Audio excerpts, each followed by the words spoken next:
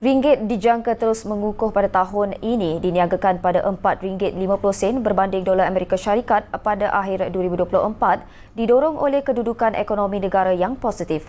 Menteri Kewangan II Datuk Seri Amir Hamzah Azizan berkata kerjasama Kementerian Kewangan, Bank Negara Malaysia BNM serta syarikat pelaburan berkaitan kerajaan GLIC dan syarikat berkaitan kerajaan GLC bersedia untuk meningkatkan aliran masuk wang ke dalam pasaran pertukaran asing bagi mengukuhkan nilai ringgit. Datuk Seri Amir Hamzah berkata BNM juga sentiasa bersedia untuk mengambil langkah campur tangan dalam pasaran pertukaran mata wang asing untuk membendung pergerakan mata wang yang dianggap berlebihan.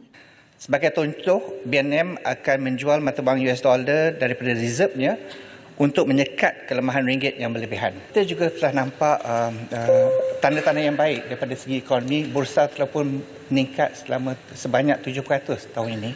Inilah petanda yang baik juga kerana dia menunjuk confidence yang ada daripada syarikat-syarikat yang ada dalam negara.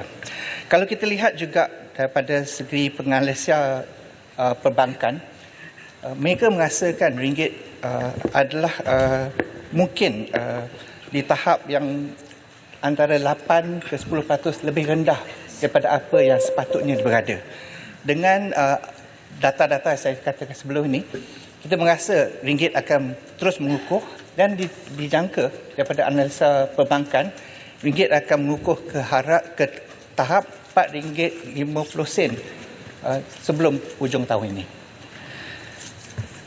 Jadi dengan itu saya rasa kita harus pasti yang usaha-usaha kerajaan itu telah berkesan dan kita tidak perlu menggunakan instrumen-instrumen seperti pegging ringgit dengan US dollar atau menutup pertukaran ringgit seperti yang kita adakan di zaman-zaman AFC dulu.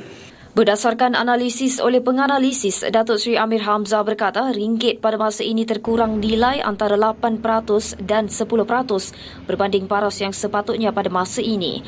Katanya pergerakan ringgit dipengaruhi oleh pelbagai faktor dan kejatuhan yang dialami dalam tempoh terdekat ini sebahagian besarnya didorong oleh pengukuhan dolar Amerika Syarikat dan ketidaktentuan pertumbuhan ekonomi China.